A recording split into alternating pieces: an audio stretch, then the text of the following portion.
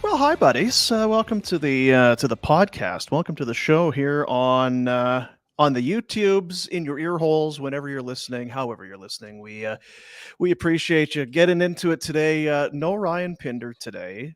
He is, I believe, golfing. He's golfing today. Didn't he say he was golfing today, and then on the weekend, and then he's golfing Monday, and now he's just, He hasn't golfed, though, he said. So all of a sudden he's decided it's golf season? making up for it. Yeah, got to get out there, I guess. Got to make up for it. Yeah. Here's the thing. Now, on Monday, we're still trying to iron out things for the show because we have, it is I can never remember the freaking name of it.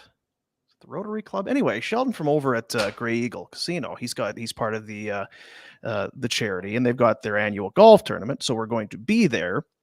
But here's the thing, and this is going to sound like BS because, you hate golf, you're trying to get out of it. I love, it's at Bear's Paw, it's beautiful, you love it, right? My hoof continues to be a bit of an issue. I would not be much fun or able to do a tournament, an 18-hole tournament with my gout continuing to linger. Do you have to? Do you have to? Do you have to let it linger? Is what I say every day. The Cranberries? Yeah. So, not to change the subject, but I was with Pat Coletta in East Aurora, New York on Saturday night. Sounds awesome. And they have this, it's actually a cool little town. And they got this big music festival where they got like 50 bands playing all over the town. Anyway, Pat Coletta's favorite song, Zombie. Really? Yeah. Went up to like every band. Hey, could you play Zombie? Like, what in the F are you?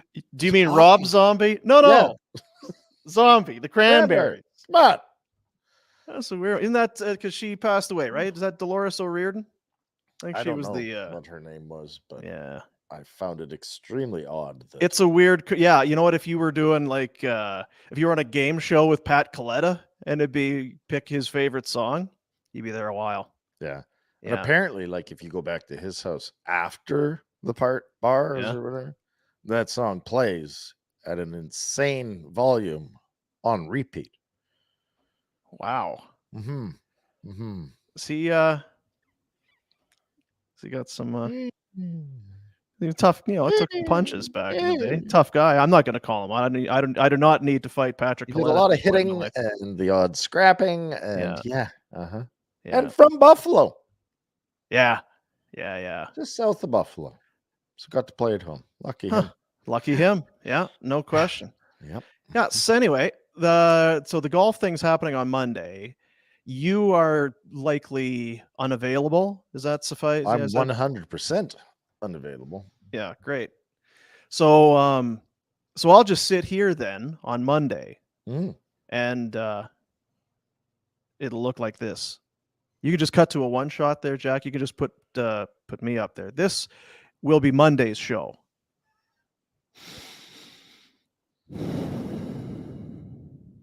There's got to be a guest you can find. Tower Chrysler Studios, Tower Chrysler. Southern Alberta's favorite Dodge Ram Jeep Chrysler dealer.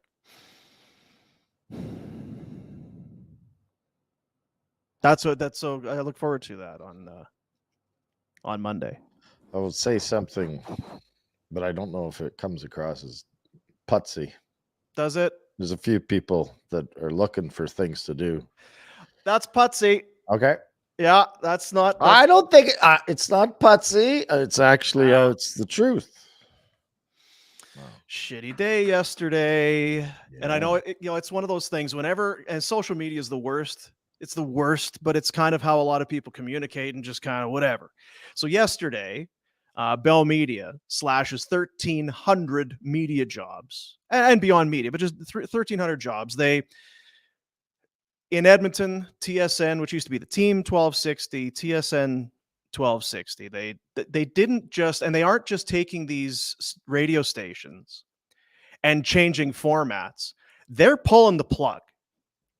Like the infrastructure and the money that it takes, because you need a tower and transmitters, and you need all of the technology, and they just, pew, that's where it's at. And that's when people on Twitter or social media, yeah, well, you know how many I was working here and I'm out of work, so suck it up, sweetheart. Well, I'm not saying, yes, if anyone is out of work, I feel for you, but this is just because this is what I've done. It's what we do. It's that sort of thing. I loved the business. I loved the radio. It was fun. It was exciting. It was all of that. And when people would say, "Oh, don't do it. It doesn't. There's no money in it, and you can't do that," I was never that guy. It's like if you find the right spot with the right group of people, it's the friggin' best. Every day is fun, and you get paid to do it. But it's a long time ago. So I feel for those guys because you have the rights holder, which I actually worked for a short amount of time at Edmonton, 630 Ched. And then you had these guys. And I mean, they were doing it for the love of sport and the love of what they were doing. They were going to games and doing coverage and covering the Eskimos, the whole thing. And they did an unbelievable job. And it sucks because it happened in Vancouver. It has nothing to do with ratings or the community or anything. It's just straight bottom line, pull the plug. Hey, sorry. And the way they do it, Retro, you've probably heard about it. They walk in a room and tell, leave now. Give us your pass card. You're out. We'll send you your shit. No thanks for the time. I don't know. Maybe that's how you have to do it. I don't know. But it's a heartless, shitty thing sometimes. So yeah, I feel for everybody yesterday. Wow. Were you gonna say something? Well, I was gonna say that I love people on social media that give you the tough guy response that I lost my. The hell's that got to do with anything? I know. It's no matter what you do, no matter what possible or potential positivity you may try to put on social media, somebody will stick it right in your tuchus. Oh yeah, doesn't matter what you do. That's angry Twitter guy. Yeah, you didn't know did you know that I do impressions? You probably didn't know that. I didn't know. Yeah, you didn't know that. So have you made a final decision as to your travel plans? Because you were going to send kids, take kids, fly kids. No, what day is it? Oh boy. What day is it? Oh, today's Thursday. Oh, lots of time then. Yeah. Monday's not till Monday. Right. But if you're putting kids on an airplane. That's okay, good. That's the day that the plane leaves then. Yeah, suppose. So I need to leave for the airport at what time if we choose to do that? It's not now. Should we go this morning? Yeah. Okay. Let's go. Yeah. Is that ever going to change, you figure? No, I don't want it to change. Too many times you make plans and then you got to change them. Yeah. Sucks. Hate changing plans. Yeah. Yeah, it is. The only thing is the others around you that are in your orbit that then come to rely or plan their plans based on your plans or lack thereof. It's hard. Well, you just got to make your own plans and just kind of right. One's got their own lane. Just stay in it. Got it. So it's really just about the Rhett store. It's hard to be about anyone else. That's true. Yeah. Do you see some? I'll get into it in the pin. I've got to do the Pinder report. Pinder's not here. It's Jack said, "What are we doing for the Pinder report?" It's like, Jack. I don't know, man. Jack, relax. I don't know, Jack. When the Pinder report starts, so what are we doing for the Pinder report? I don't know, Jack. We'll do something. But your Florida Panteros, the Panteros, they're friggin' banged up. I feel for them. Between that 10-day break and these injuries, there's going to be some guys that won't be ready for training camp, from what we're hearing out of Florida. Training camp. But that's I don't know how to word what I'm trying to say. When you play that late in the year and training camp starts in a couple months, if you have surgery, you're going to miss training camp. Yeah. It's a legitimate thing. And I'd take cheap shots at guys like Gio or guys that have never had a long run. And, I got 1,000 games. No shit, you got 1,000 games. Your body had 6 months to recover after every season. And it's not Gio. It's tons of it makes a difference. Like, can you imagine Vegas even thinking about training right now? Florida even thinking about training right now? So what? July 1st comes around, your body's still exhausted and beat to piss. And if you won, you're still drunk. And if you lost, you're still depressed, blah, blah, blah. Yeah. There's no time. And if you go deep into the finals to recover and regain fitness, I'm sure Marty Gelinas probably still maintained, but yeah, it is wearing on you. That's why guys like Chelios and Lidstrom, guys that always went deep in the playoffs and still played 1,500 games, that's holy shit stuff, right? Like they are guys at 300 playoff games and 1,400 NHL games. That's tough. Chelios is, that's freak of nature type stuff. Yeah, he was notorious for. Right? Do you hear all those stories about him on the friggin' in the sauna on the bike in the sauna and wearing garbage out bags all night? So but I think he's got some special genetics there. Yeah, I was gonna say there's a lot of guys that could wheel a friggin' bike into a sauna and not be able to play as long as he did. It's genetic freaks. But I saw somebody, because the ratings came out, and as you can imagine, they are shit. About half of what you saw for the Leaf series in round 1 or round 2 or whatever it was. So, and it's not much better in the US. We knew this was coming in, and unfortunately, there was little drama. And they're not the last 2 rounds. Yeah. So that's just it. You lose a lot of momentum. Not only does it go real late, you get odd teams in there, and there was no drama in the 3rd round. Like, it was boring, to be quite honest with you. So a lot of people started shutting it off then, and then you get a 10-day break. Like, it was a recipe for disaster.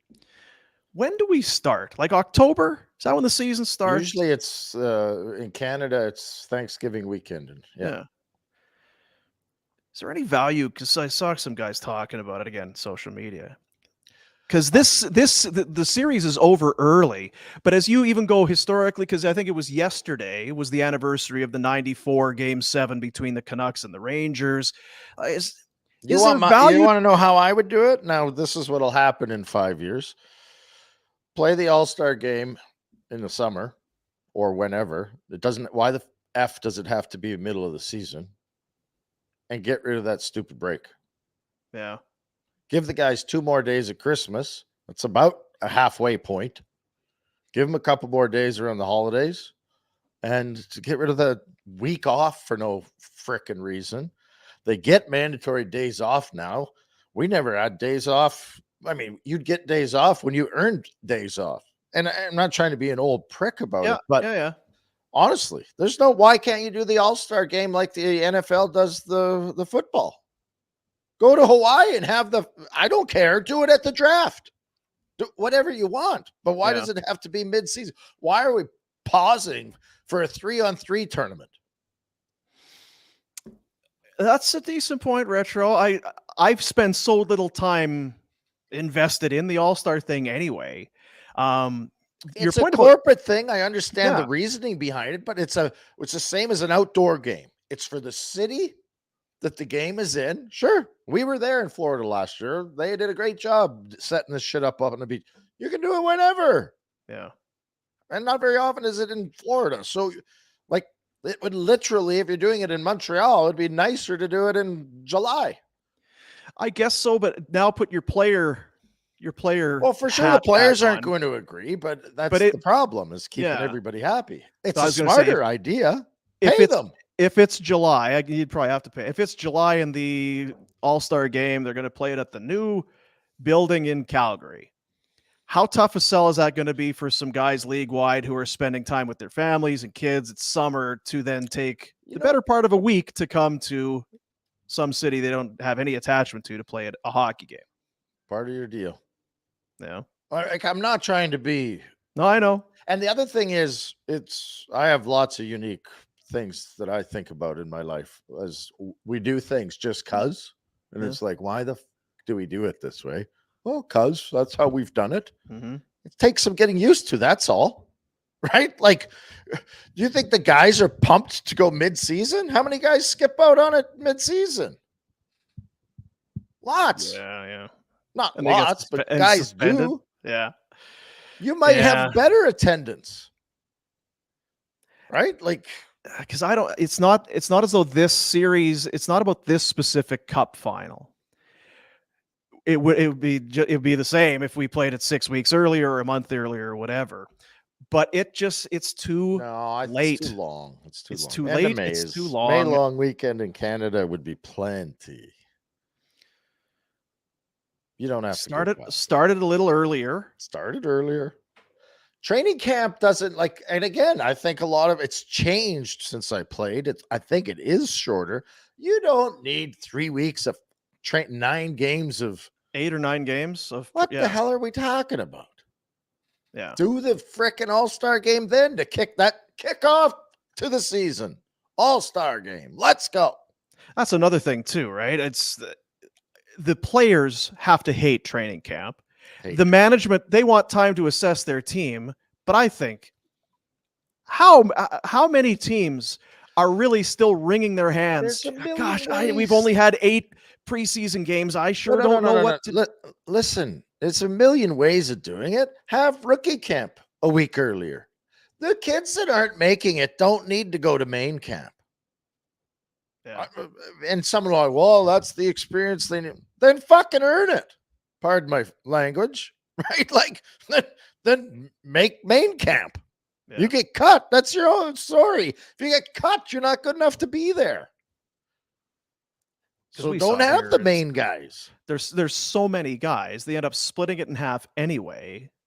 Got 2 teams going all over the place, and it's money for the owners. I get that part, but come on. And the thing about Christmas, there's a lot of times the Christmas break almost isn't long enough. There's a lot of guys that don't get home for Christmas. You don't get any time for Christmas, and it's longer than it used to be. It's not a good break. Now, again, the dollar speaks to all of it. Yeah. But I'm sure I actually believe this, and we're talking as we think here. The league wants those games at Christmas because people are off and this. Okay, that's fine. But 1 day, 1 more day, 2 more days, or like you're going to take a week off in January. That's a better option. Like it doesn't make any sense. There's better ways of doing it. Yeah. But I like hockey, and I find every year right about now it's it's good.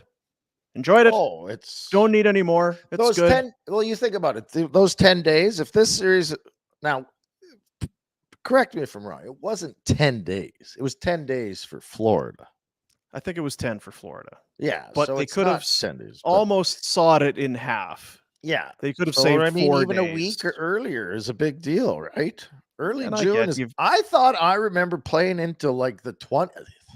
Like, I don't know what year it was, but I thought we played late into June.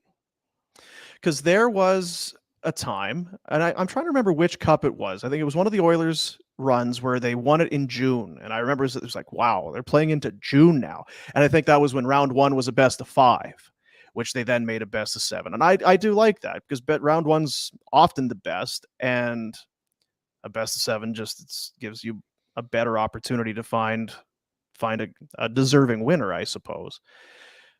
But it's too late. It's too late. Every year we say this. No, it's too late. But they should rethink it. If they're going to get numbers like this, it's weird. I was sitting here doing nothing, and usually I don't even look at social media, but I was on Twitter, and Dana White was ripping the NHL, saying, these guys are idiots. Bunch of old pricks in suits. They don't have a clue what's going on with the new generation of viewers. And I'm like, oh, if someone would know, probably Dana White's on top of it. He seems to be doing okay with this stuff. Yeah. I like Dana White. I know what he is, and I understand why there's people that don't like him, and he rubs people the wrong way in some of his behavior, and that isn't. But he is. I just find him so refreshing and entertaining because he's unapologetically, I think, honest, or makes himself appear to be honest. I'll be honest. I am not a fan of his slap fight thing. Yeah, but I find it hard to watch. I don't like it either. I think it's stupid and dumb, and I don't get it. But they're talking about hundreds of millions of views. Mm-hmm. I think that's what he was referencing, was that the slap, whatever it's called, had more views than the finals. Yeah. Well, and he's like the people that are against the slap fighter that are trying to tear, they're the same people that tried to take down UFC. There would have been no UFC if these people had their say, or if this was the type of person that had any kind of sway or power back when the UFC was up and coming. I don't know. Maybe we're getting old and soft. Maybe he's right. I mean, for me, because I don't. Again, I go. I don't like stupid things, and to me, that's stupid. Right? Like, I don't know why. Like, why is a boxing match better? I don't know. Because I'm stupid. But well, stupid. Bettman and the NHL. There's a lot of good ideas on this podcast here. Yeah, I saw a thing here. A lot of problems. Let me find it here because I took a shot of it. Adam Seaborn, who works for Playmaker, which is our parent company. Mm-hmm. He analyzes a lot of media trends, ratings, sponsorships, and that sort of thing. And the numbers did come out about the ratings. 2.124 million viewers watched the Stanley Cup Final Game 5, more than half less, 50% less than the Leafs and Bolts. Worst viewing audience for a final game in the U.S. in 29 years. And some of that is due to the fact they left ESPN and went to TNT or whatever, that whole thing, or they were on ESPN, whatever. He said, counterpoint, NHL team sponsorship revenue, think helmets, jerseys, the little logo, the sponsor logos on that, rose by 21% this year to $1.28 billion and outpaced growth in every other major league, including the NFL. His point being, TV ratings not the only measure of success. So while people are saying, oh, look at your sport's dying, your sports doesn't have anything. Well, how's 1.28 billion for having a sticker on your helmet? It's decent. Yeah, I don't think the sport's dying. I just think you have to be, and that's the most progressive thing I think the NHL did was allow that. Do you think that if the NFL said put some advertising on their helmet, what would it bring in? A gajillion dollars. Yeah. Right? Like, and it's traditional old pricks like, oh, you can't do that. Well, you can. And there's a whole whack of money to be made. Yeah. We go through this. You talk about, there's the same thing when I can't believe they're putting ads on the boards, and I can't believe they're putting ads on all the boards, and then behind the bench, and then on the ice houses. Like you say, it's the way it's always been done doesn't mean it's right. Somebody told me that the technology out there with the VR sets, that you could buy a ticket for Madison Square Garden and sit in whatever seat you wanted and watch the game like you were there. Yeah. Like, this is where these things might even go. I mean, it's because Apple the unveiled that technology's gonna thing take over. last week. Yeah, the VR stuff is crazy. I like it because I feel like every single day I'm another day closer to not having to leave my house. Well, that's the objective, I think. Did you go to the game last night? Yep. Yeah, I was there. I met Unreal Beef. seats. He's in Manitoba, and I met my buddy in Hong Kong, and we went and Yeah. watched Flyers play the Rangers and at the Yeah. Spectrum. And What it a was crowd, eh? Crowd was jumping last night. Couldn't unbelievable. believe it. Yeah. That's good. Just why leave home? Why bother?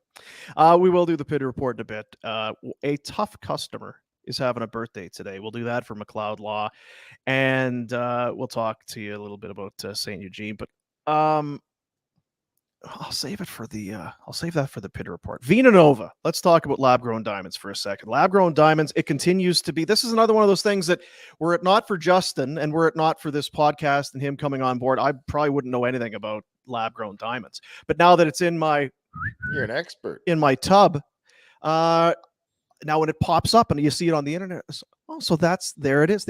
This is another one of those things.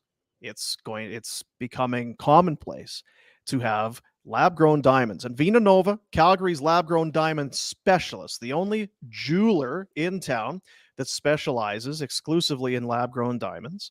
The savings are where it comes in. It's twofold. The quality of the gemstone, the rock, is in many cases far superior to a mined diamond, and you'll pay upwards in a lot of cases of 80% less. So you're either getting a unbelievable piece of jewelry for your budget, or if it's something a little bit more understated, you're saving a lot of money. It's the way to go. Summertime. You ever been to a wedding where somebody else did the thing? It's like, oh, I caught the bouquet or whatever, but somebody else like, oh, did you hear so-and-so proposed to so-and-so at somebody else's wedding? You ever been at one of those? I've never been at a wedding proposal, sir. It's No. like, but no, you're at a wedding. I know, and then some idiot proposes and steals. Yeah, it's like, oh, it's hey, like you say, stay in your lane. This is not about you right now. No. You selfish bastard. Go hike or something. Go for a bike ride or go have dinner and friggin' do it there. It's their day. Off. Tension whore. Lab-grown diamonds, grown in a lab. Same chemical composition and crystal structure as a natural earth mine diamond. You got to go and see the place. They are the very best, as we said. They're the only place in town that specializes in it. Downtown showroom, second level of Stephen Avenue Place is where you'll find them. Also online, vinanova.com. You and I are very happy customers of Vina Nova. It was a huge hit. Big win. Because now, how did it work for you? You got something for the shoveler. Was it a surprise for her, or did you consult ahead? I had to consult just because of where we're at. Okay, you did it. It was, again, you feel kind of chintzy about it. It's almost like a gift card or something, but it was, here's what we're doing. We're going to Vina Nova and you're going to pick out something that you really want, rather than me pick it. And of course you're not going to like it. Then you got to go back anyway and yada, yada. Like the engagement ring that I got oh dear, really? The shoveler. Yeah. She just went changed it all on her own. Yeah, sure. So, you go to Vina Nova, let your significant other have fun. You go, whatever, crush a dart or have some soup, and then come back when they're done and everybody's happy. Or you could be part of the process too, I suppose. But Vina Nova, sustainable, dazzling, one of a kind. Stay in your lane. Stay in your lane. So when you come, so you're at some point coming back here. Is it summer in Calgary, or do you have summer plans? These are things that all need to be discussed and organized. But yeah, we're gonna come back and settle in and make use of that lake that we live on. Right. No plans in the Zero. The Boomer House this year. Zero. Not even a trip to the farm? You're not going to Saskatchewan? Well, yeah, maybe there's a 2 or 3 day trip there for that one. Do the little kind of camping thing. But the boys are getting older. They got jobs. They got too much shit on the go. You can't I know. be going Kids are away. working and all I this actually sort said of that thing. to the shoveler. I said, if we were ever thinking of doing a summer trip, probably this is the last year of availability. Yes, sir. Yeah. How did that go over? Yeah. I got a nod. Oh, yeah? Yeah. Okay.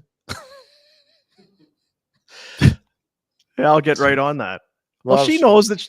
If she we had to can't make plan, plans, yes, yeah, so if we can't plan things when and we don't even live with you, I can't imagine what it must be like for the shoveler. Poor show. I'm going to make a cup of tea. Is that okay? Or are we doing something between now and the next 90 seconds? You know what she gets as mad about as anything? Supper. Yeah. Because I can't choose supper till I know what I feel like. I know. Right? Like you can't be, okay, chicken, fish, steak, Monday, Tuesday. No. Yeah. If I wake up and it's a taco day, we're having tacos. If I wake up and it's jambalaya day, what are you going to do? Yeah, I know. Make a meatloaf? Like, My no. wife does the same thing. We'll be up at, the house is everybody's getting ready for school and work and all this sort of thing. What should I take out? Should I take something out of the freezer for dinner? What? It's 8 a.m. It's like 7:15. How am I supposed to know what we're going to be eating? It's like 12 hours from now. Could be dead in 12 hours from now. How am I supposed to know? We might be going out. We Take can't. something out. Yeah. We can't go out. We might be skipping dishes or dashing to the Yes. door or All eat. Who kinds. knows what we're going to be doing. So, and then it's really rough when things roll around and you're tired. It's like, I don't know what we're doing for supper. I didn't take anything out of the. I have no plans. So are we ordering? I don't know. So then what do you want? I don't know what I want. But we have to order something. I don't know what we're going to have. These are real problems, Rhett. Yeah. These are real problems. Well, keep battling. Yeah. Pinder report presentation of Village Honda. From now until, and I mean today is Thursday, but if you swing by Village Honda and you buy a pre-owned or a new vehicle, they're going to have a nice little Cavalry family pack for you. It's kind of with Father's Day, the spirit of Father's Day. Take your family to an upcoming Cavalry FC home game, in addition to the beautiful new or pre-owned vehicle that you're getting. There's always a little something extra for you at Village Honda, your dealership for life. And Pinder report without Pinder today. I don't like to. It's not even brag, but it's about promoting things. But if you haven't seen or listened to yesterday's show with Ryan Huska, I really encourage you to do it, because I think it didn't catch people off guard, but I think people were really surprised at just how open and genuine and real he is, which is so rare, right? Yeah. Nothing scripted, honest answers. Yeah. Thorough answers. I felt bad because I don't know if they expected, because Peter Hanlon was here as well, who's with the, of course, media department with the Flames. Some of just the best he and Sean Kelso and those guys, the best in the National Hockey League. I don't know if they expected us to be sitting down with Huska for an hour 20. Yeah. I think maybe thought come in, do a quick 15. Probably. Hey, good. Yeah. Ready for the season? Oh, so excited. Yeah. Oh, how about Elias Lindholm? Is he coming back? Oh, we sure like to have him back if we could. Hour 20. But this is the time of year to do those. You don't get that access in the winter. You don't get that access very often, regardless. Yeah, you think he's coming back in October? Not likely. But it was not lost on me and not lost on us that an NHL head coach came to our studio and sat down for over an hour and answered all the questions. You know what we're finding, and I know that as this show and just Flames Nation, everything moves and evolves. Who knows what any of this is going to look like in a year or 2 or 3 down the road. But man, everyone's got a story, don't they? It doesn't matter who you have. A seat and let's chat for a bit. Someone's got an amazing story or some part of their life, professionally or personally, that will just kind of make you sit back and be like, wow, I had no idea that you had that experience.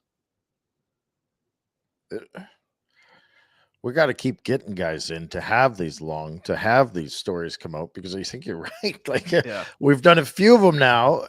There's not been a disappointment. There hasn't been close. If you want to call it a dud or whatever, not close. Not close. They've been really great.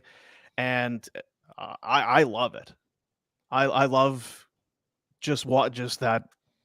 When you get to that point of a little vulnerability comes in, that's what I appreciate, because so much of sports is, I have no emotion. I do not fear losing. I have no doubt in myself. I have no doubt in my team. Okay, well, that's good. All right, thanks. Yeah, I knew that Huska had won 3 cups as a player. He's one of 4 guys, and you know what? I meant to go at. He's one of 4 guys ever to win 3 Memorial Cups as a player, and played and didn't win one year. He had 4 years, won in 3, and then they missed. Could have won 4, but as he was saying, how many total does he have? Didn't he win some coaching? Yeah, he has 5. Is it 5? Because he had the 1 win as an assistant with Habscheid. Was it with Habscheid or Truitt? Anyway, but yeah, it's remarkable. Decent. One of the toughest trophies to win. It is. And now let me ask you this, because so too is a league championship. You go through the rigors of winning a Western Hockey, let's just say Western Hockey League, because that's your, 3-4 rounds. And then you go to the Memorial Cup, and it's a tournament in 1 week. You could lose a couple games and you're hooped. Which I guess that makes it harder. You have the smaller margin for error, but some will always say there's a little bit more satisfaction in what you need to do to win the championship to get there. And if you win the Memorial Cup, it's a bonus, but you don't take that loss necessarily as hard. Jay McKee said it to me last year because they lost in the final. He goes, I told the boys we won a championship, lost the tournament. Yeah. It's maybe when you lose. Yeah, so you got to have some sort of. Maybe that's what happens when you. Not a big deal. Hey guys, don't even worry about it. Don't even worry about it. But it's on our YouTube channel. It's on wherever you get your podcasts. Now, is it standalone, Jack, or is it part of just yesterday's show? No, I cut it up and we have a standalone as well. All right, so you'll find the interview, because he came in. We had our show, and then he came in for the second hour. And yeah, very highly recommend it if you're a Flames fan, if you're just a hockey fan, or a guy that has an amazing story, because that was up until, I guess it was that London Knights team. Who was on that team? That was Corey Perry. I think Prust was on that team. Was Rob Schremp on that team, where their record was bananas? But you can still argue, if you want to talk about a team of destiny dynasty, to make 3 Mem Cups in 4 years is incredible. And that one team, as he said, they were building towards that and won a couple of Memorial Cups along the way. Not bad. Flukes. Yeah. How did the question that, because you guys got them to Game 7 of the Western League Championship, right? That in '95. Mm-hmm. How did you get them to Game 7? We had a great team, clearly, because that team is one of the best ever, and you got thumped in Game 7, but you got it to 7. Yeah, we won Game 6, I think, in overtime, so we had to win Game 6 to even get to Game 7. But I don't it was a 2-3-2. I actually think they won the first 2 there. Then we won 1, or maybe we had to win 2 in Saskatoon. Yeah. So we won 2 in Saskatoon, then went back and won Game 6. It was tough hockey. But who got that overtime winner? Mark Watton, I think. Wow. Mark Watton or Derek Tibbetts. I think it was Watton. We won a draw on their end, and I can't remember if Tibby tipped it in or if it went straight in. Either way, Foxwarren, Manitoba, celebrating with that. Well represented. Yes. Yeah, for sure. And then 8-1. Yeah.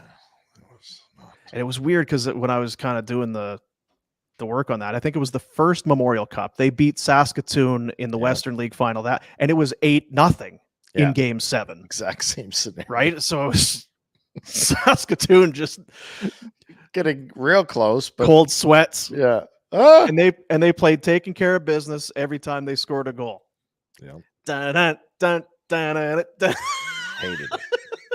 Only 8 times. Quiet bus ride home. No. Old school bus ride home. Yeah. And then what was your summer that year? Because you were getting ready to go to the show, weren't you? That must have been my draft year. 95? 94.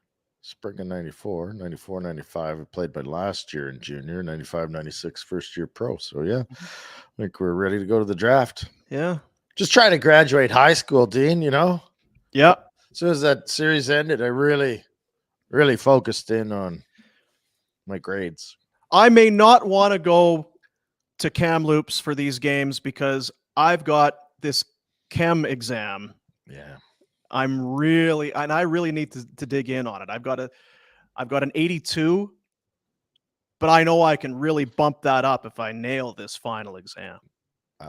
That's why I think a lot of the team got distracted Game 7, because when we got, we had the 7-hour bus ride home, and we were all thinking about how much studying we could get in.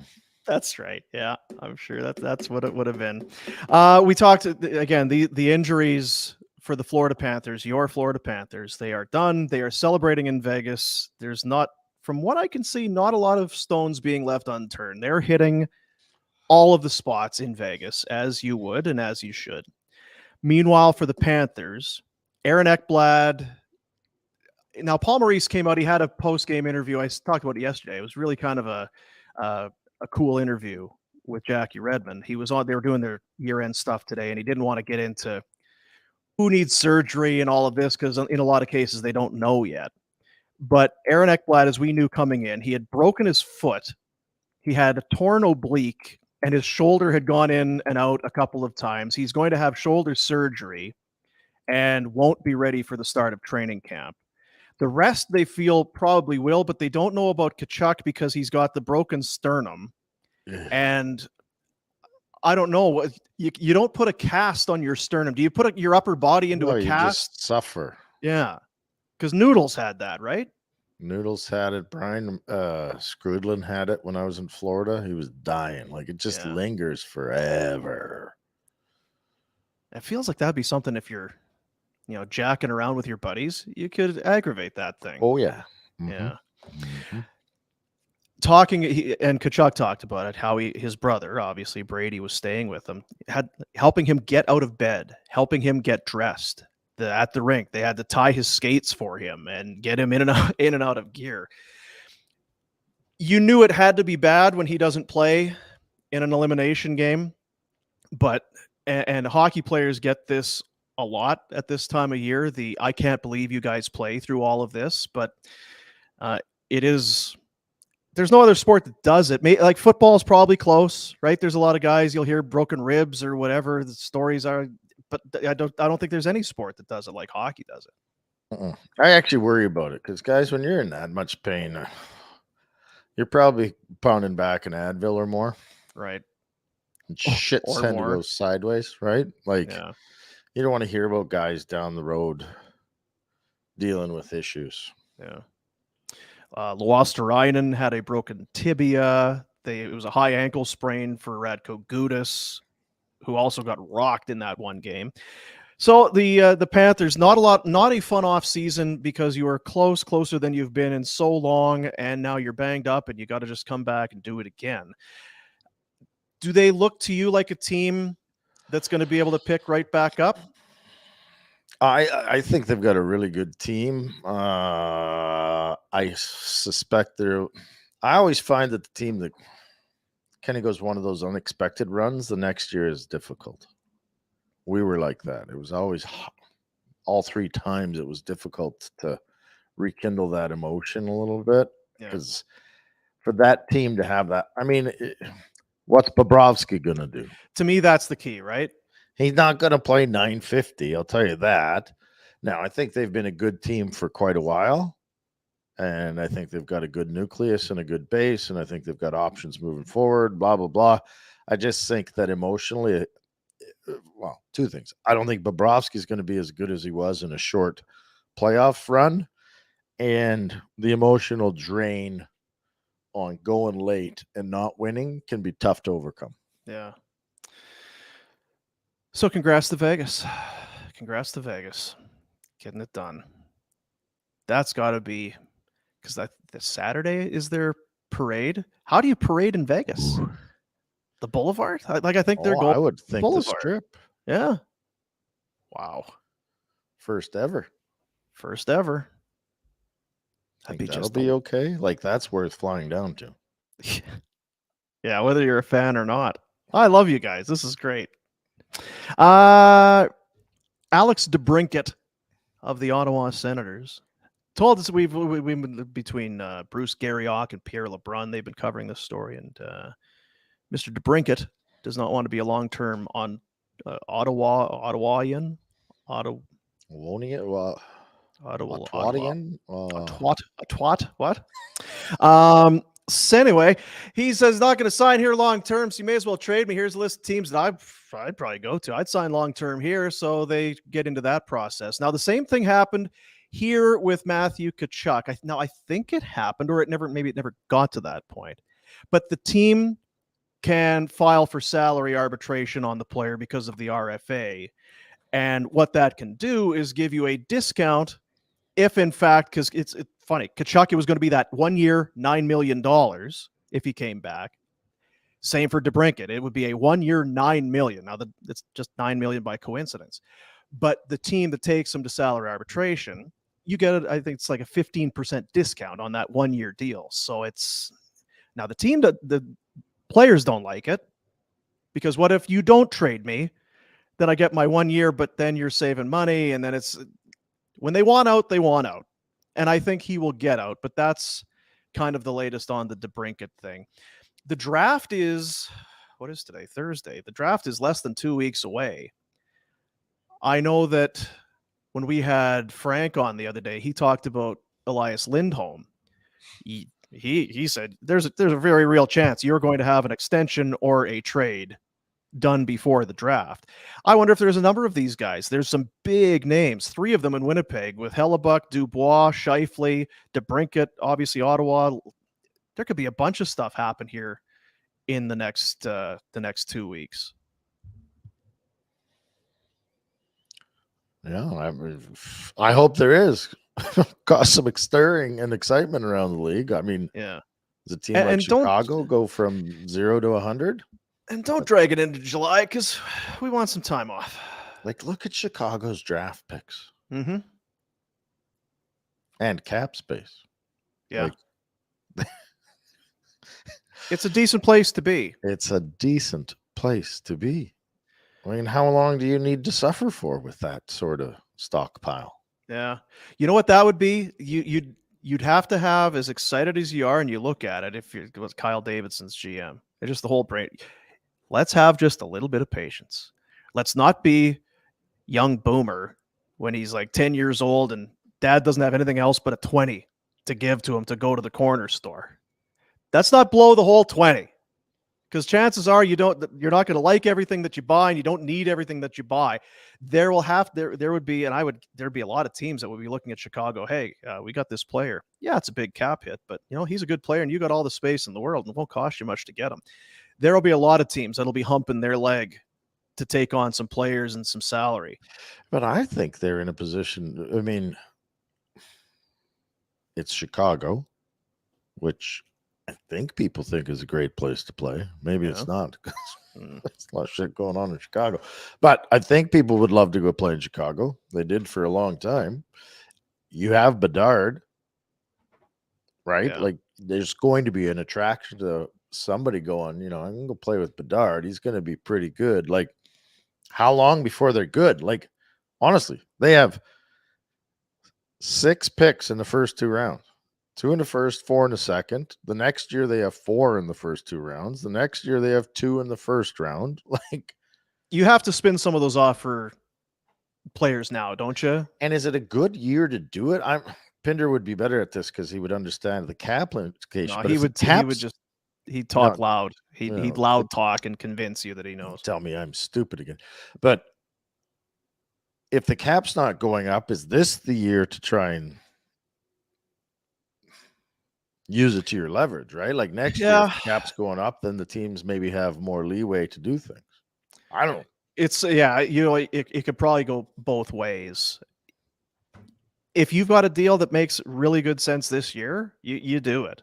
They're in an absolute no lose situation because they can stay the course and fill the cupboards chock full of players. Like they can just keep doing what they're doing, stockpiling young talent. Or this makes a lot of sense. Yeah, we'll take Lindholm you can have our second whatever pick. Yeah. And in addition to that, you don't need to worry about losing your fan base with a long rebuild because they're jacked about having Bedard. Yeah. Because they all bought season tickets again. Well, that's what I've said about it in Calgary. I hope they management and ownership can recognize that. Is that I don't think your fans are going to be abandoning you because the Chicago hockey fan can see, yes, last year sucked, but boy, sure looks good 2 years from now. Mm-hmm. Right? Like there's and again, there's no guarantee you're going to win, but damn, they're going to, if they F this up, then they're in trouble. Do you think that, and I don't know, because Buffalo got dragged for how they tried to tank, if you want to call it. They sold off a bunch of shit to try and get the McDavid lottery. Is it going to be the same in Chicago? Because the Blackhawks didn't do it a lot different. They failed, but this is the thing. They failed in a bingo. Yeah. That's the only thing that Buffalo failed at. It would be a completely different world if the bingo ball had come out different, right? Like that's it.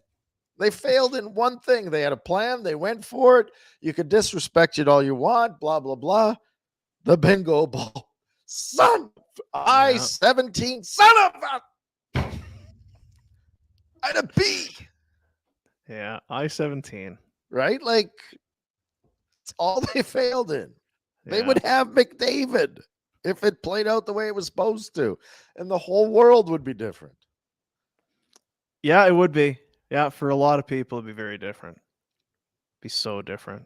So I don't like tanking, but damn it, if you're going to be horseshit, go for it. Right? Like, don't fake it.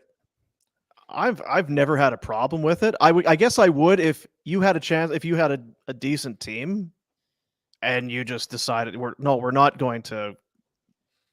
They're a bad team. They were bad at the right time. Cheap. I don't like cheap. Right? Like Kane's in his final year of a deal, you trade him.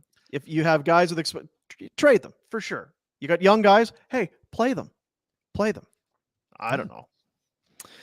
What else? I think that's probably about it. There's a lot of stuff, and we'll keep an eye on things as far as that trade. I haven't talked to anybody. I am wondering what the mood is in Winnipeg. Not good. You can't be happy. You're going to have to. That's the guy that has the stick handle the most, isn't it? Cheveldayoff? I think so. Because he's going to be under the microscope fan-wise with the lack of success. 2 years in a row, a coach leaving, and then a coach saying after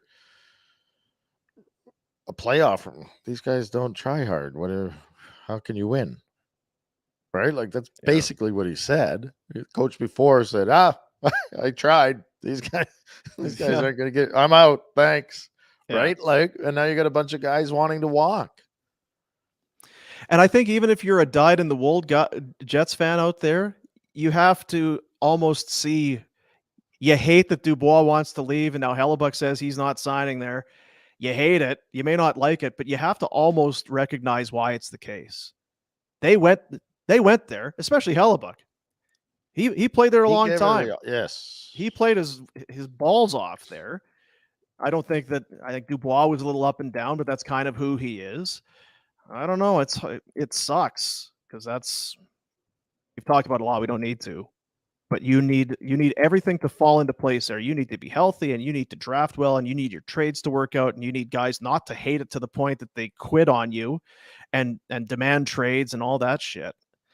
You got to find guys that want to be Winnipeg Jets or comfortable being Winnipeg Jets. I think that I loved the Dubois trade when they made it because the year before he'd played so hard in that playoff series against Toronto and stuff. I was like, this guy's turning into a stud.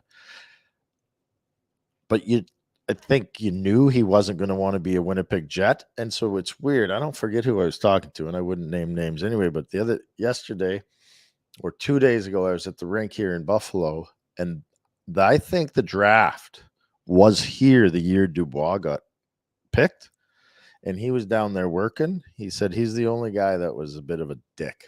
Yeah. The only guy that stood out as a putz, or I forget the wording he used, but so there's a bit of stink to it. Now, is that before he had his name called by Columbus or after? That would have been before. Yeah. But if the kids are down there doing all the workouts, the interviews, I guess they weren't doing workouts at the draft, but anyway, that was the word I heard the other day, oddly enough. Look at you. Yeah. Insider. Reporter. Yeah. Mm-hmm. Digging deep. U.S. Open golf is underway at the Los Angeles Country Club. You ever played the Los Angeles Country Club? No, I didn't fit in L.A. No way. With your jean shorts, your jeans. Saskatchewan tuxedo. Yeah. Sure. Could you put your shirt back on, please? It was so hot. It is very warm. It's Los Angeles, but it is the country club. If you could put your shirt back on, that would be great. What do they got? 7 Canadians going at this thing. Wow. Svensson and Sloan and Connors and Hadwin and Pendrith. I hope Adam Hadwin's okay after taking that vicious body shot from the security guard. What's he going to sue that guy for? Like big money. Yeah, big dough. He's Canadian. Don't shucks, man. Don't worry about it. No, I'm a buddy. Hey, sorry. I know him. Sorry, man. Yeah, it's okay. Stamps. Calgary Stampeders. They lose week 1 to BC. They are in Ottawa. DeBrincat hates it there, and I bet you Dickinson hates it there too. Get me the hell out of Ottawa, nation's capital. My ass. The Red Blacks, I believe, is the team they'll be facing. Yeah, well, if you're out there, you don't want to play the Black and Reds. No, you don't. Kadeem Carey out for the Stampeders. 5:30 Mountain Time start. And I saw a thing on the old Soch. Matt Dunagan. Everybody loves Matt Dunagan. He said the one regret he had from a CFL career is he never played for the Saskatchewan Roughriders. Which is interesting because he was a long-time Bomber, right? You think you'd have that kind of rivalry. I hate those guys. But I would think that's probably one of those things for a lot of players. If you're going to play in the Canadian Football League, why not be cheered by that fan base as opposed to, sworn at by it? Matt Dunagan was, I remember working a training camp. They would have their training camp in Brandon at the university, Brandon University at the campus there. And this was peak Dunagan. It was like watching Shawn Michaels, the Heartbreak Kid, at the height of his career. It was the long flowing blonde locks, tight shirts, like the biceps just busting out, going to what Houston's or what the Unwinder at night after. It was quite a show. I remember being at, I think it's the National Bar now, but it was a different bar at the time in Calgary. And the Hip was playing. Yeah. Oh, yeah. Okay. And Dunagan was there. And I was so gooned. I'm like, come over here, Matt. And he's like, no, I'm good. Yeah. You might know me. Yeah. I'm Sask too. I'm sure it was the year. I think it was the lockout year. And so I was like, he'd have watched me play in the playoffs last year. Yeah. I'll buy it. I don't need you to buy me a drink, you loser. I'm good. All yeah. right, fine. Drunk. Yeah.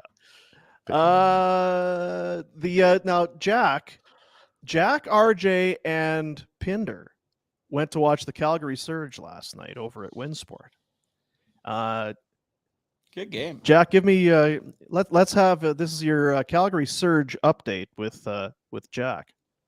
It was actually a lot of fun. Like I'm a pretty big basketball fan. I follow the NBA, but I wasn't expecting a lot, but it was actually a good time.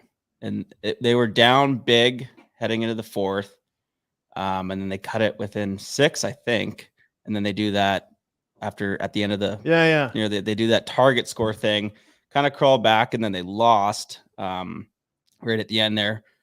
But the highlight of the night was RJ because he didn't know. Now RJ is one of our about basketball. Jack is one of our guys, and RJ is one of our guys. These guys are working behind the scenes. There's a lot of stuff that goes on here.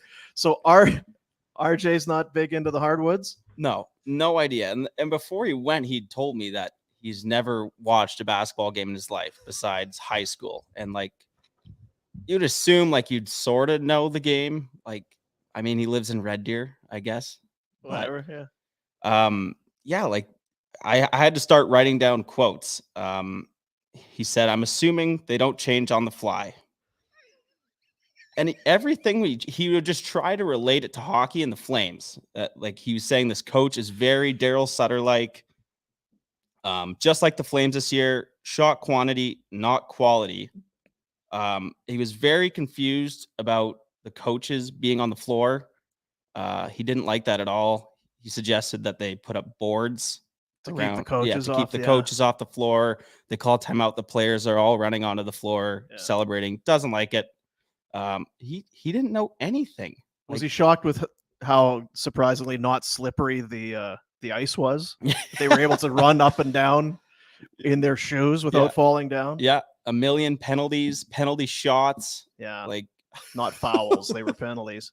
It's, you know what, Rhett? It's heartwarming. And it's a good feeling to know when you've got the right people working around you. But you've got the right kind of guys who've got your back. I wish you were there because you would have laid into him. Now, is it possible he was playing it up for you?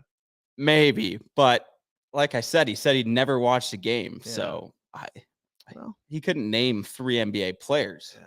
Well, that's tough. I mean, we're gonna have to reevaluate because I mean, Rhett and I are huge basketball guys. I'm not sure. And you are muted, Rhett. Not sure if I can handle it. If I can tolerate it. Well, I can't wait to get back and go see some Surge. Yeah, but it was a good time. I really enjoyed it. 82-77, they lose to Vancouver. They will host the Montreal Alliance on Friday. The Alliance. Yeah, don't lose to Vancouver. Don't do that. And you know what?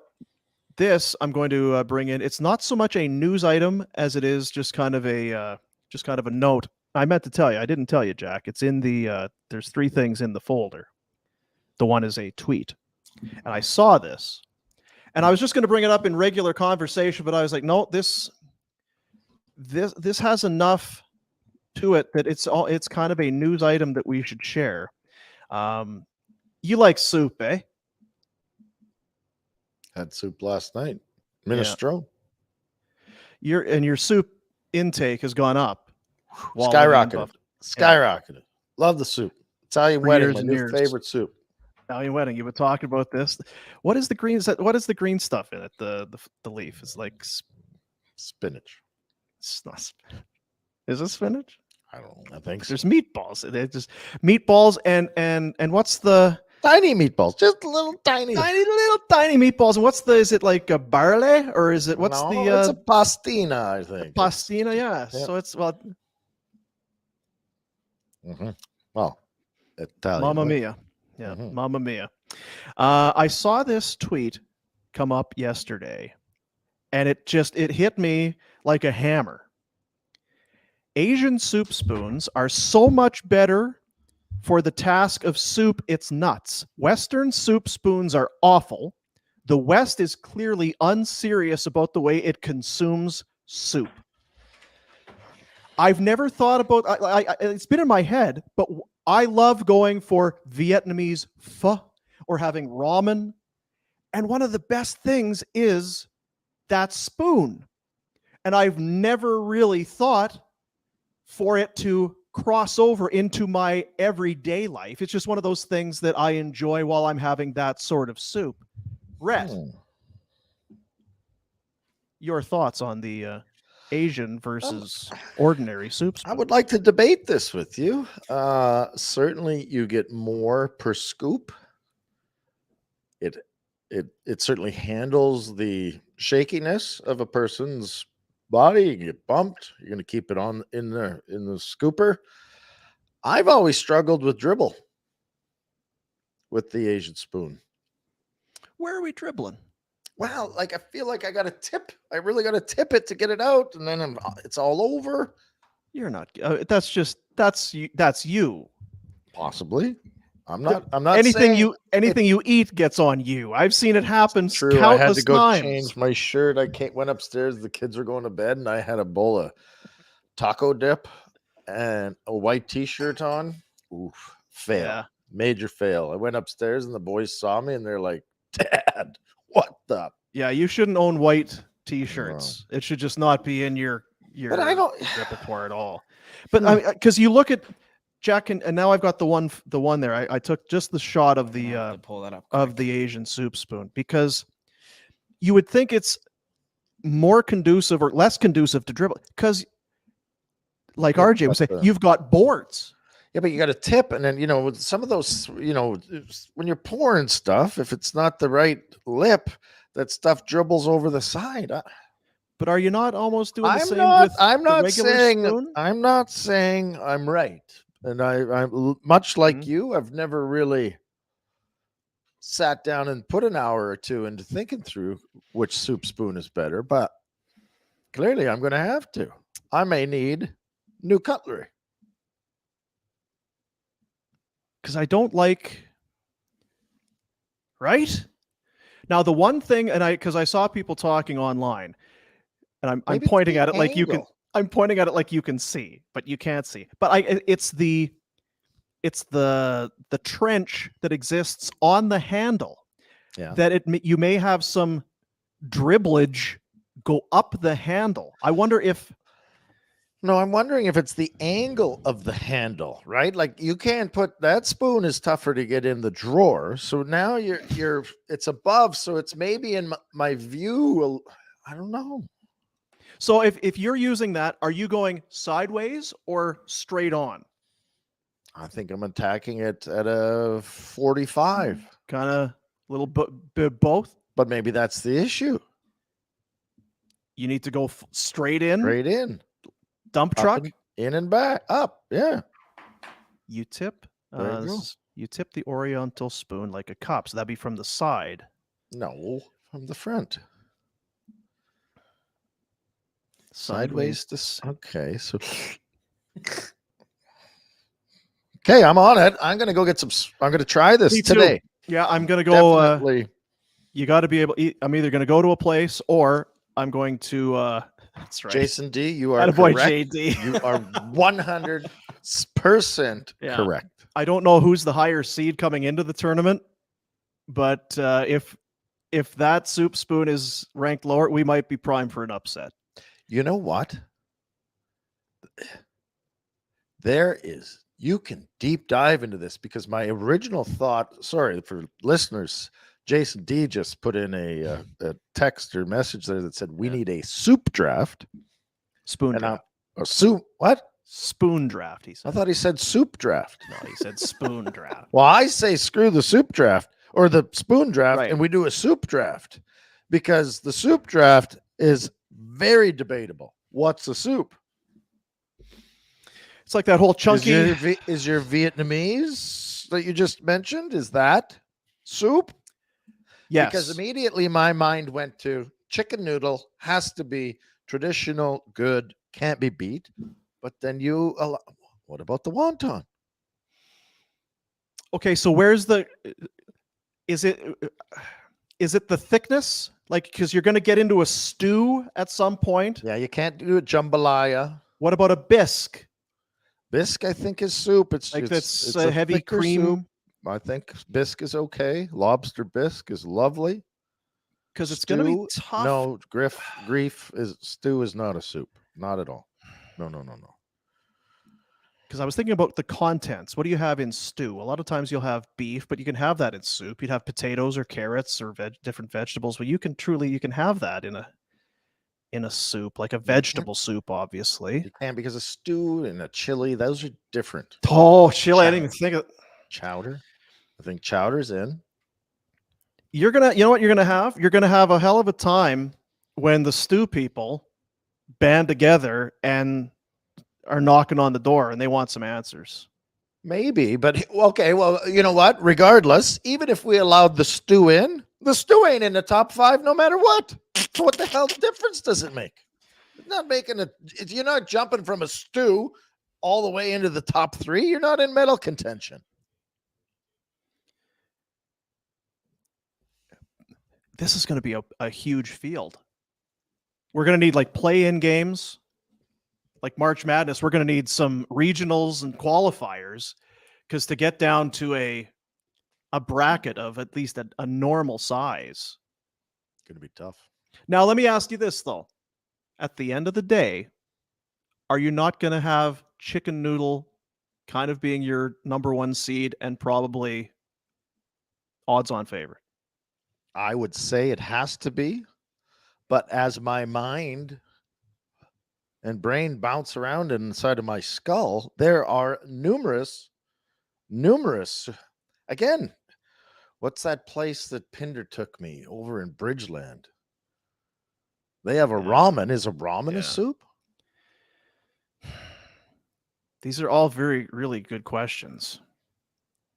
You're going to find you're going to find some soups that are just going to a split pea soup. There are going to be no, I don't like that. Are there people that really just don't like chicken noodle? Because I wonder about who they're going to match up against. You're probably more apt to find people that will maybe not like the opponent and just be okay with chicken noodle and go chicken noodle, even though it may not be. You're right. That's why chicken noodle is going to be a tough out, because it appeals to the masses.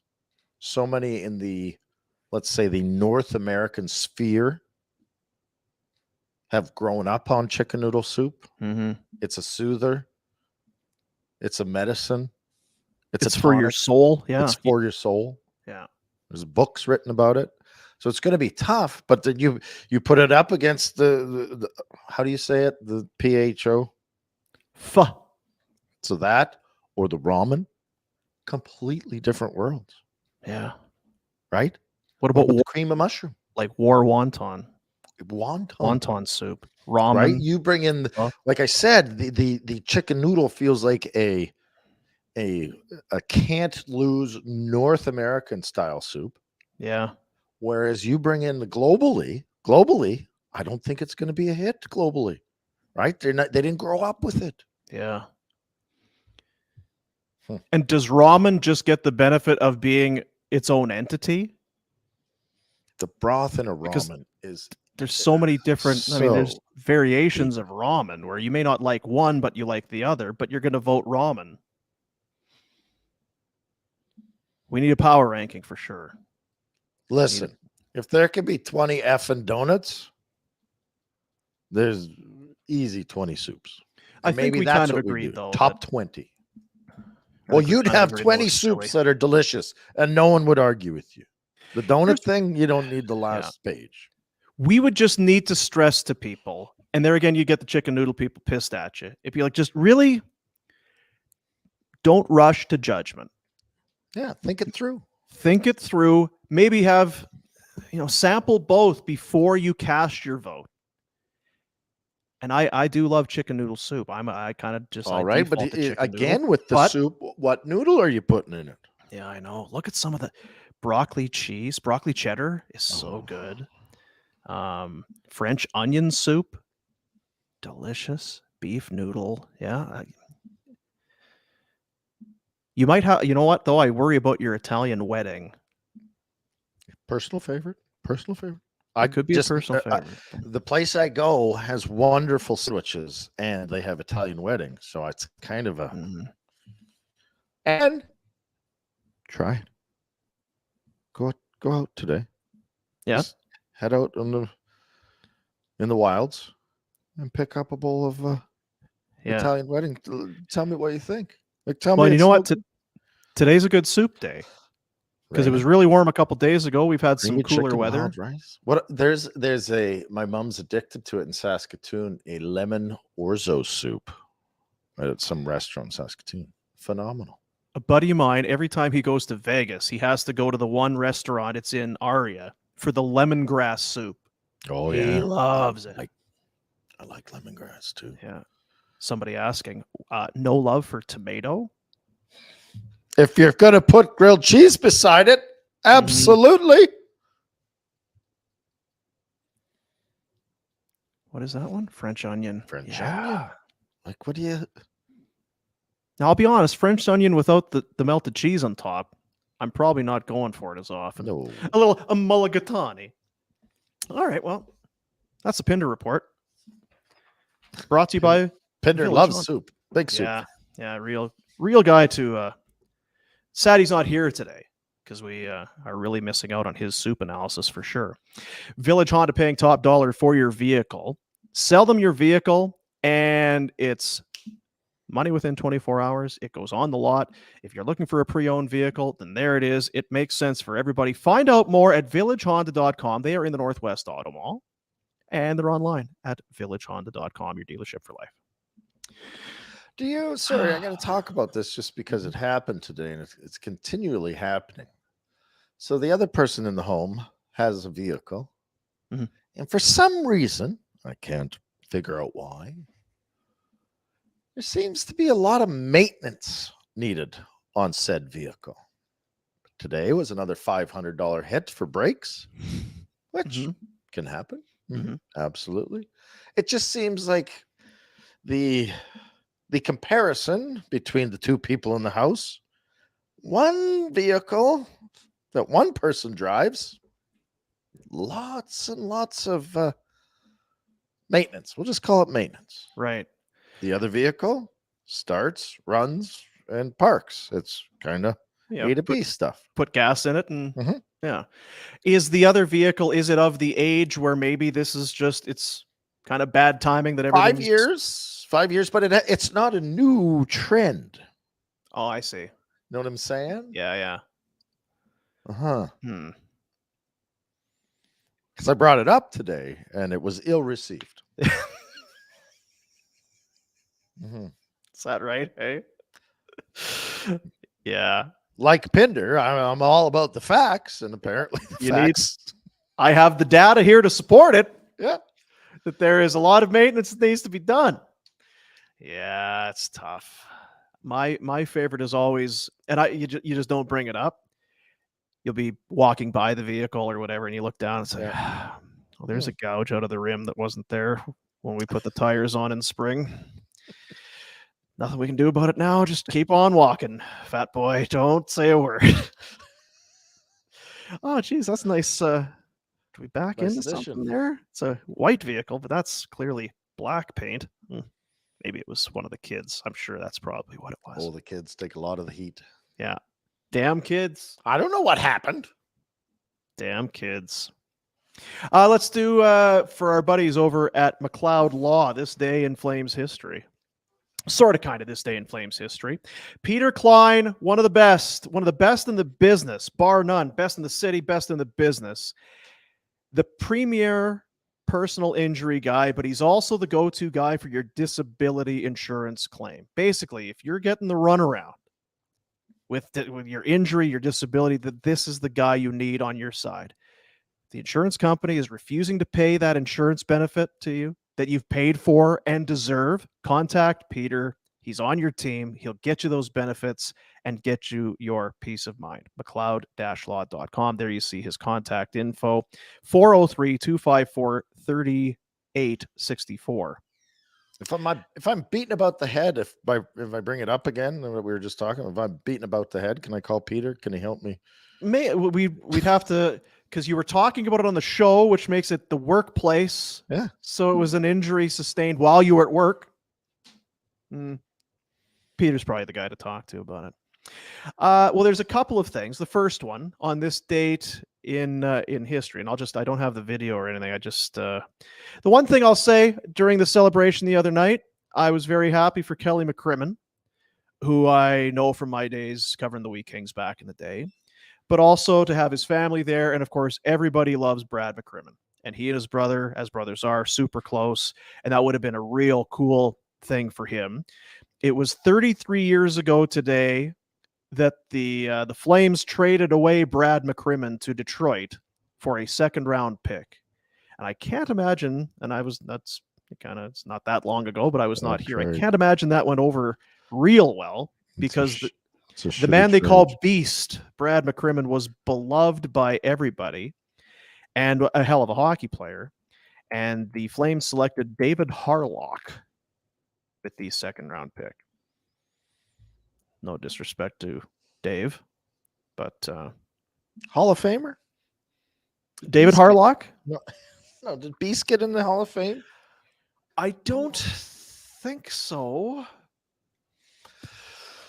I've told this story before. I was in Plenty, Saskatchewan. He was there. He was farming. My friend was his dad was the principal. I was out there. I don't know what I was doing, but there was grad going on, and Brad McCrimmon was sitting in front of me, and he had his arm around his wife, and he was speaking, and his Stanley Cup ring was on, and I stared at it and stared at it and stared at it, and he caught me staring at it. So he said, "Here, kid, take a look." Is that right?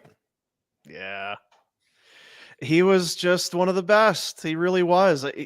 There were back, because I was doing the afternoon thing or whatever. I was at the rink every day, working with Kerr, working the afternoons and whatever.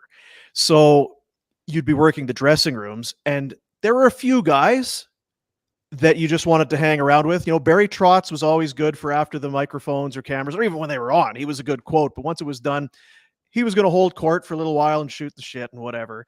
And even though Brad McCrimmon wasn't the head coach with Babcock in Detroit, he was, kind of home for him. He'd been around the Flames in Western Canada, so he'd always kind of, "Hey, how we doing, boys? How we doing?" And then Beast would hold court for a little bit, and he was awesome. So anyway, traded away on this date, but happy birthday to a guy. He's one of those guys that you didn't need the game tape, you didn't need the game notes to know, don't mess with this fella. 5-year Flame, turning 51, Sandy McCarthy. Big dude, and could he throw him? And we've got a few of them. I went on the hockey DB there, Retro, and let her buck, buddy.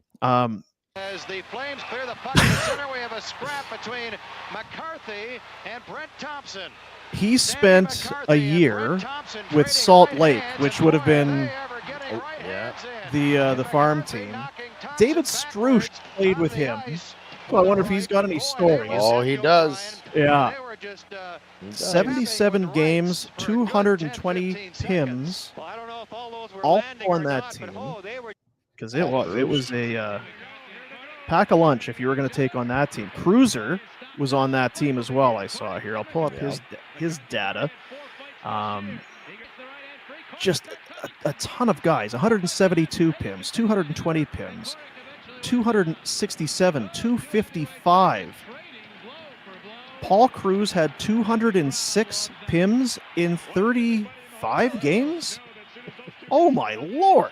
It's a tough league, boys. Jeez. It's a tough league. I mean,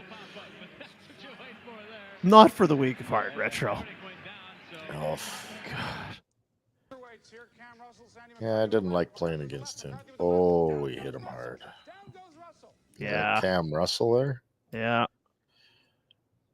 It says 6'2", but it feels lefty. like... Oh, man. And, you gotta put you get dressed after that and get in a bus and then get on a plane. And So happy birthday. Hey, Sandy, happy birthday, sir. From all of us here at Barn Burner, we'd like to wish you a happy 51st birthday. And everybody at McLeod Law as well. Austin and Peter and all the staff at McLeod Law and all of us here at the Nation Network. Real big fans of your work, and all the best of today to you and yours. McLeod Law. Call Peter Klein. Also, and the thing about the thing we appreciate about McLeod Law, and we said this right from the first meeting we had, is real people. There's just no air of anything. It's not that. I think sometimes you kind of get that, kind of pretentious feel. Zero with McLeod Law and Calgary. Calgary roots, big part of their long-standing relationships. Like the communities that they serve, their team is varied, they're diverse, and committed to being a positive in this city of Calgary. McLeod Law. This person in my home has lost their marbles. Is that right? Absolutely gone. Let's go to the Galleria next week. I want to buy you one of these for summer.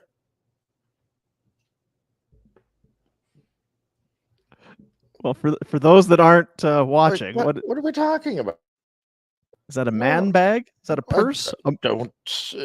Either way, I feel like I've lived with this person for quite a while, and she should know I don't have I hardly carry a wallet. Maybe she's trying to tell you something. She's sent it to the wrong person. But then that leads me to believe, who's she buying a purse for? She's very generous, and thoughtful. Is the Amazon thing still a thing? Just a parade of Amazon delivery drivers. Listen, very sneaky here. Doesn't have our address. Grandma's 100 yards down the road here. Is that right? Yeah. Mm-hmm. The odd time I walk into Grandma's, there's boxes and boxes piled on the bed. I'm like, why does it have your name on it? It's not the shoveler's first go around, hey? No. She's very well versed on the register. Very well versed. St. Eugene, Cranbrook, interestingly enough. Our guest yesterday from Cranbrook. Oh, that's right. Yeah. And interestingly enough, a bunch of our deadbeat friends will be heading out there probably today. You were saying, yeah. And acting like idiots and fighting. Not at our proud sponsors, would they be? Not at the St. Eugene Golf Resort and Casino. I hope our proud sponsors boot them off. So go home and get some sleep. I'll talk to Mike and see maybe get him out of there. Championship golf course, a casino, a spa, restaurants, mountains in every direction. A beautiful place on the planet. It's time to discover or rediscover the St. Eugene Golf Resort and Casino. Go to the website, steugene.ca, and you'll be able to do all of your booking on there, whether it's the golf, whether it's rooms, all of that. We would encourage you to stay. Get out there and then just put the car keys away, put the phones away, and just start to enjoy and soak in everything that is St. Eugene Golf Resort and Casino in beautiful Cranbrook, British Columbia. So high kicks in Cranbrook. We'll be able to put together a high kick montage at some point soon because they come out often and in a lot of places. I'm waiting for him to hit an age where all of a sudden there's a snap. I pray every day. Every day. Because it's so the more obnoxious. Well, the more beverages, the easier it becomes. It's like when you're in school. It's like, oh, you should go and pull that girl's hair. No, I bet you won't do it. Yeah, you chicken. All right. It's the same thing with him. I bet you that guy can kick higher than you can. Yeah. What? No. His legs aren't long enough. Oh, I think you're not from this angle. He could definitely kick higher than you because I saw you at the last one. I don't know. I don't think you're getting as high as you used to. It's on. High kicks. Look out. That's I guess that's kind of the program for today. Reminder, get that Betway app in your phone. we're through with you know what we need to do, Retro, and maybe we'll do this for tomorrow. We got to find out who won our playoff draft.